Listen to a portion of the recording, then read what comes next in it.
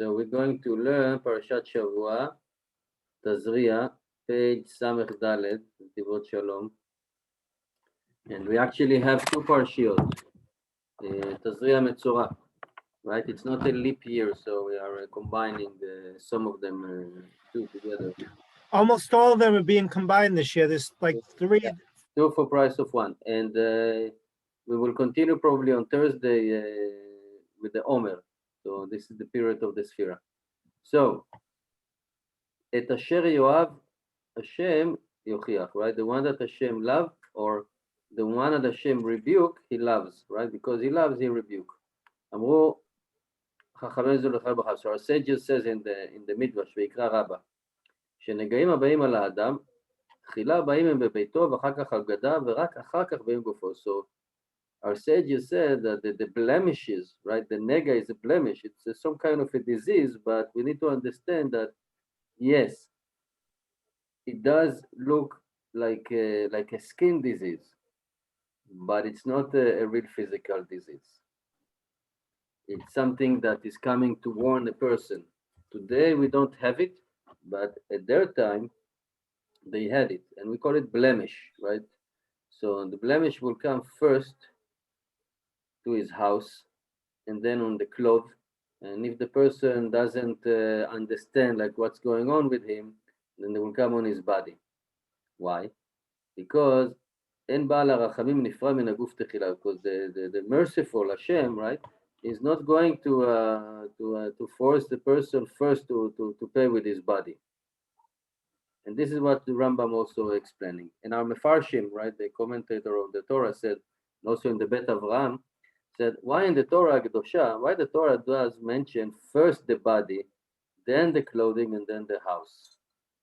Which we know that it's not the order. The order is first the house, then the clothing, then the body, but the Torah is actually speaking first on the body. יש לומר העניין, we could say and explain, על דרך שאמרו חז"ל עם מנחות, חביבים ישראל, right? Israel, the nation, our Hashem's favorite, because Hashem surrounded us with mitzvot, right? Whatever mitzvah we do, we have a lot of mitzvot, right? Whether if it's sukkah, that the entire body, and the tefillin in our arm, in our head, tefillin in our arms, we're wrapping ourselves in the tzitzit, right? In the clothing, if it's new, we have a mezuzah at home, right? In each and every door, right? Which means that our existence, our being in this world is surrounding with mitzvot. So these things that our sages were counting, right, including the existing of a person, and they gave that as an example, because the tefillin in our head, in the arms, it's the same thing, right? We learn many times that we don't have something for no reason. And usually we have very good reasons. Not always we understand. Sometimes the reason that we know are just for us to get some sense, but the real reason is something which we don't understand. But for example, for the tefillin on the arm and on the head is to enslave our heart to Hashem, enslave our wisdom, our brain, right, to Hashem, enslave our desires, thought, etc. Everything should go to Hashem. And the one on the tefillin on the head is going against, or not against, actually, it's the one that is connected to our brain, and our soul is in the brain, right, or part of it, and some of our other senses, etc., etc. But the heart and the brain, which are a very critical organs, right, are like the two fortresses, the main fortress that we have. And they will be sanctified by having wrapping the tefillin on the hand and tefillin on the head. And the tzitzit and our clothing, it's also keeping us, with its niyut and everything, it's keeping us safe. And I bring here a story about somebody, and from the Gemara from Menachot, about the person, I forgot the name, that he was very careful in mitzvah tzitzit. Sometimes we fall of contradiction. So we can be makpid on some mitzvot, but do the opposite on other things. So that person was very careful, very makpid with the tzitzit, but he wanted to do something really bad. right? To go with the woman. Actually, she was the most beautiful one at the time. Yeah, and he came over there to her, I think, with enough money to pay her, and the tzitzit were slapping his face, and then it's like it's waking up, like, what am I doing, right? So because it was makri with tzitzit, it saves him. So we can see that the tzitzit is actually again surrounding us and it's keeping us safe, right? So there's something like the inner light and the external surrounding light. For example, the inner light is when we have a kippah, and many people they put a hat because this is like the external light, right? It's all spiritual thing. Okay, so the tzitzit is like a or makif, a surrounding light that keeping and guarding the body so he will not step out from the kedusha. And then I thought, yeah, I thought Sephardim don't wear tzitzis at night. we wear tzitzit. We never, but we don't put outside the tzitziot. It's No, always but inside the body. at night you wear tzitzis. Yeah. Yeah. Nobody will take it out, even if I mean, you're supposed to see, right? So see is during the daytime, but everybody wear it like even Okay. during the nighttime. Yeah. Like I thought I thought if you get dressed at night, you don't put them on, or you do. I never heard about it. I don't know. Okay, then I don't know. I don't know where you I, take it from. I don't know. I want to be wrong. That's good. Yeah, yeah, yeah. Okay. But most of the Sfaradim, they don't take out the tzitziot outside. We're putting it inside our clothing. It's not revealed. It's hint, like it's inside. Okay. So he said, and the mezuzah is in the door, right?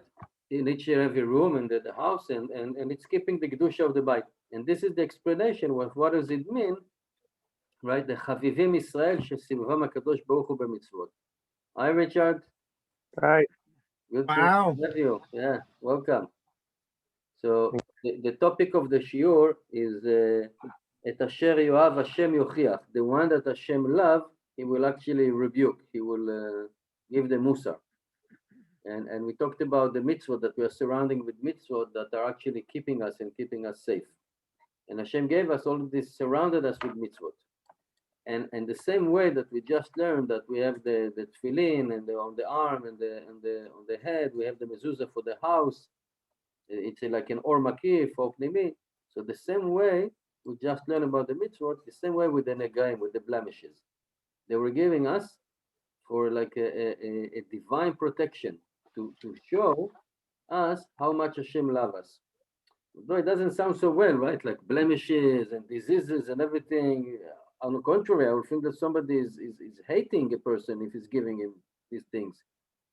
But also he explained lengthily, כמו שיש בספר הקדוש אוהב ישראל מהרב הקדוש מאפתא, זכותו וגאלנו, it was founded on the word of the Rambam, that the blemishes הם דבר על טבעי והם נס פלא. As I said at the beginning, they look like a skin disease, but not. They are a miracle. Why?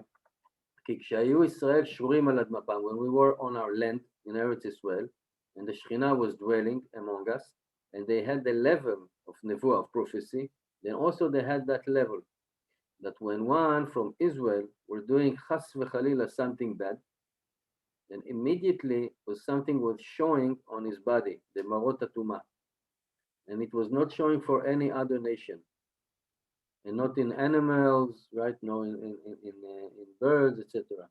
Just think about it. It's it's so scary because you somebody does something, and immediately everybody sees it. Right? We do things and we think that nobody knows, right? We do it in I don't know, in the house, in closed room, in the car, whatever, right? And nobody see you in the middle of nowhere. So a person can do it in the middle of nowhere, but then it will be showing publicly. So even if you're not a righteous person, just think about the embarrassment, right? So you're not going to do that.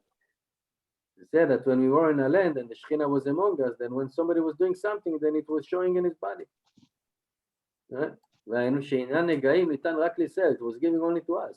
And actually in a higher time that we were, like when we were in our peak, when we were actually in the prophecy. And And that was like a calling, a wake-up call from heaven, that when a Jew does not behave properly, then the blemish will be shown, because the blemish is like the spirit of the tumah, the impurity. And now the Jew can know and understand that he didn't behave properly. And that was in a very high level, right? It's in the group, in the body. Nigeh guf, right? If the blemish was in the body, it's in the body. Okay, or in the other parts of the body, like in the head, for example, if he was doing something with his mind, using his wisdom or whatever for something negative, then probably will have the blemish in his skull, in his forehead, right? Did something wrong with the hand, it will be on the hand, and that was coming to a person from heaven to warn him that he is not behaved properly. And the blemishes on his clothing is also to show him something in his area, in his environment. In the house, when the house is not properly behaving. And for all of that, the Torah is giving an advice. What's the advice? If somebody has these blemishes, and he should be taken or brought or go to the Kohen. So he should connect himself to a holy person, because we learn the concept that if we are connecting ourselves to holy person, to sages people, then we will be also say kadosh, right? But the Kohen is the spiritual doctor, and he will extract him and he will save him from all of these things that he got mixed up with. Right? So the Kohen is looking at and he sees that it's not like a natural disease, it's not a skin disease, like external one, but it's actually deeper than the skin. And that's like was the miracle, that was a sign from heaven. So the Kohen know how to distinguish between a skin disease to a spiritual blemish, a disease. And that was a wake-up call from heaven. And therefore, the Kohen is actually putting him in quarantine, quarantine. Just imagine about quarantine. We were all in quarantine, right? So the Kohen was putting him in quarantine for 7 days, right? So there was inyanim by 7 days, right? Because we need to have at least one Shabbat in that period of time. Okay. And now we can find the עניין הנגעים הוא גם כן מגודל החביבות שחיבר בקדוש ברוך הוא יותר. So again, we find that because Hashem loves us so much, right? So that's why we have the blemishes, that wake up call from heaven, that when we are dwelling on our land and the Shekhinah is dwelling within us, then we have the higher divine protection of these blemishes. That when a Jew is doing a sin, immediately will get a wake up call, right? A warning call. Well, Maran Bal Bet Avraham Zechtor again. So he said about the verse in Pasuk from Tehillim, right? Al tashlicheni melefanecha, right? There is a famous one that David HaMelech is asking from Hashem, whatever you do to me, please do not throw me out from you. Don't throw me. Right? Don't take the Holy Spirit from me. יש אשר נגזר על יהודי השלכה רחמנא ליצלן, ויחד עם זה נשאר בכל מדרגותיו עד שאינו מרגיש כלל בהשלכתו. Sometimes it's very difficult to understand. Like a person, a Jew, can be throwing out from the congregation or from Hashem or whatever, and he will be remaining with these levels that he doesn't even notice that Hashem kick him out. He thinks that everything is okay. And therefore, David HaMelech is asked, don't throw me out and don't take the holiness from me, because I want to understand like what's going on with me. If you like me, if you don't like me, if I did something wrong, don't punish me with these two things together. Because even if you throw me out, right? אם נגזר עליי, right? לכל הפחות כך ממני גם רוח קודשך. So don't throw me away and keep the spirit, because I will not pay attention. I will not going to feel that I'm out of the game. At least give me the ability to know that I'm out of the game, so I can do tshuva. Right? So I will feel that I was thrown away. Right? This is something that right? A child, when a parent doesn't treat him or doesn't punish him or doesn't do anything to him, just ignoring him, then the child is in a very bad situation, right? The parent doesn't like him anymore. The same way in other type of relations, right? Even with friends. So that's a microcosmos, right? Or at work, you have somebody that you don't like. That's it, you say hi, bye, but there's nothing there inside that you really care for him. That's the worst thing. And that guy doesn't even understand, it doesn't know. So that's like an analogy. So this is what David HaMelech is really scared from, and he's telling Hashem, don't throw me away. And if you throw me away, at least let me have the ability to understand that and to know so I can do tshuva. So this is the negaim. It's like Hashem is throwing away. Why? Because when somebody has a blemish, you have to go to quarantine. He's no longer in the congregation. He's alone. Like we were alone, right? For the past year.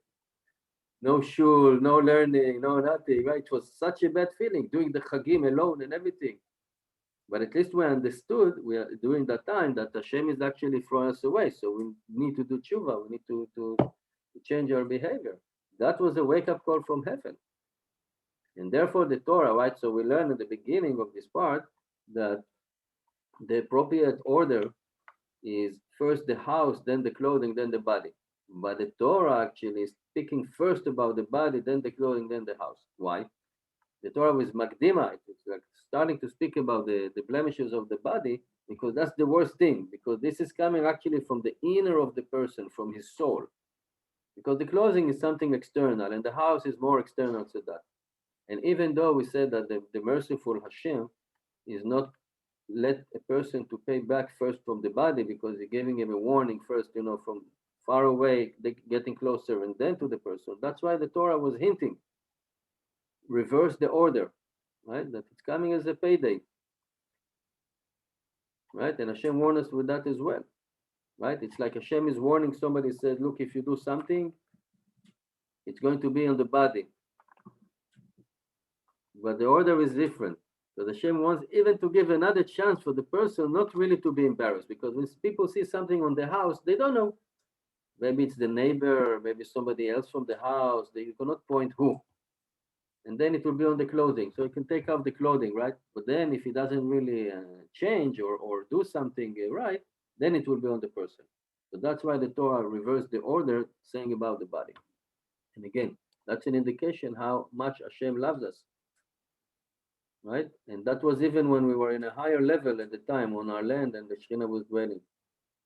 You said that because it was like an immediate impact. When a Jew was disconnected, something small from Hashem, not totally, he was getting a shock therapy. It's a shock therapy. Right? Sometimes we all need a shock therapy, unfortunately, to wake us up. And that was from heaven, until he would need to be brought to the Kohen. And the Kohen was putting him back on track, putting him back in his place. Until and the same way our sages says on the pasuk, "Venatati negat tzarat b'beit eretz achuzatchem," that Hashem was giving the blemish of the tzarat, of that leprosy, in the house, in your inheritance land. He said it was a besora tova, it was a good thing. These blemishes, why? How can it be that blemishes is actually it's a good news that Hashem will give these blemishes in our land that we're going to inherit? Why? He said that when we came to the land, right, we started to live in the houses that were built already, right? Amorim. So the Amorim, there was one of the nation that they were in the land of Israel. They did something that they shouldn't do, and Hashem kicked them out.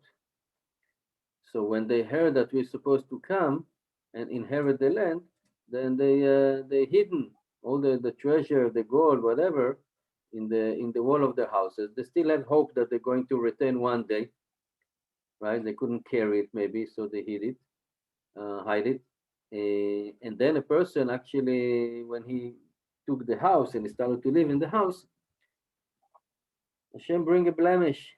So we know that you need to extract the stones or whatever, or to take that part and throw it away.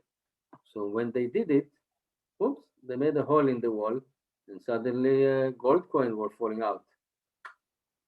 Such a great surprise, right? So we see that it started with the blemish, which to us in our eyes, it looked like something horrible and really bad. But behind it was like a good thing. So it says it's the way on the Ma'amar HaKatuv in Mishlei, Et asher yoav Hashem yochiach. That was the topic. Mi sheyesh lo avat Hashem yodea. So a person that really loves Hashem, he knows that everything or anything that comes to him, it's not a punishment, but it's a wake-up call from heaven. He said, right, ויקרא אל משה ודבר אליו, right? We just read the Parashat Vaikra, right? With the small aleph. It doesn't say ויקרא Hashem el Moshe, right? That's the only place when it says ויקרא el Moshe. Who was calling Moshe? Right? Calling Moshe. Who is calling Moshe? It always said Hashem is calling Moshe, but here it says calling Moshe. Who is calling Moshe? You say Lashon Istar, it's like it's a hidden word.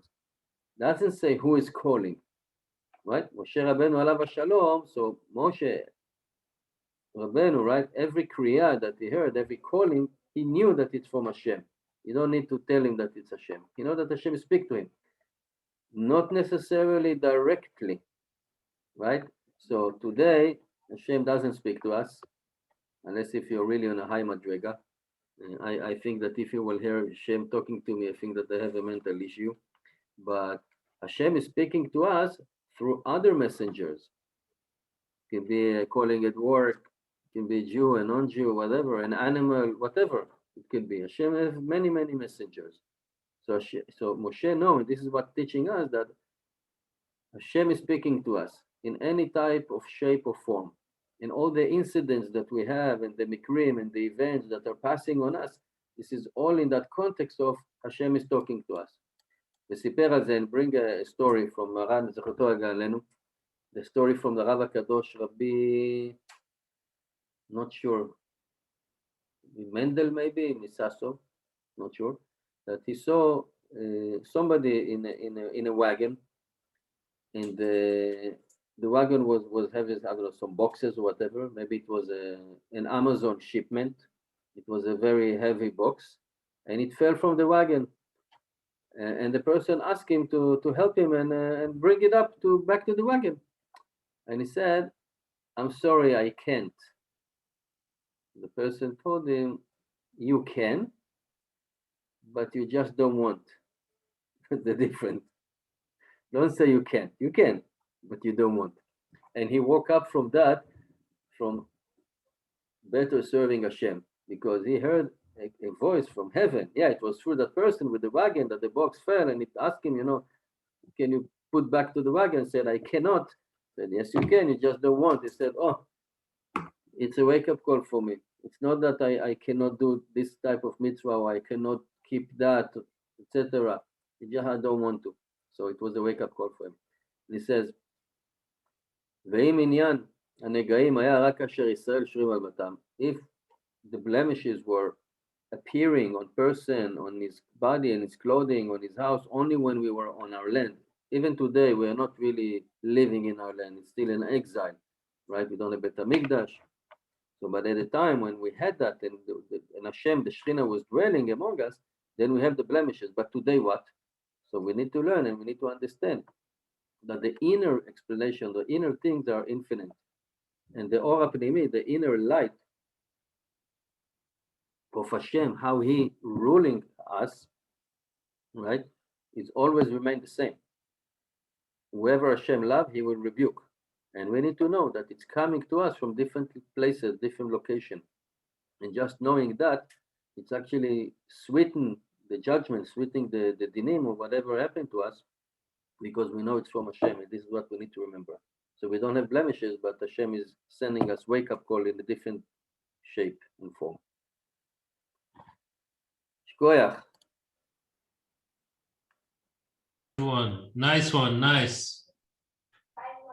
I don't think if a person understands that when bad things are happening, that's Hashem telling him something, then that person can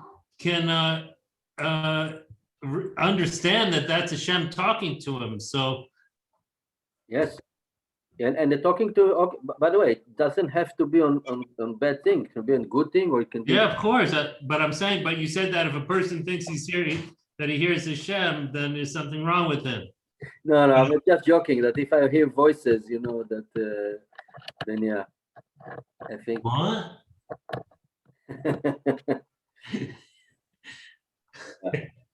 You understand my point. I don't think we can really hear voices, and think that it's a shame, because I don't think we're in such level. Maybe you forgot, you went to sleep with your Bluetooth in your ear, and you wake up in the morning and somebody's talking to you. Yeah. Yeah. So that was nice. It was good cheer. Thank you. Thank you. Beautiful.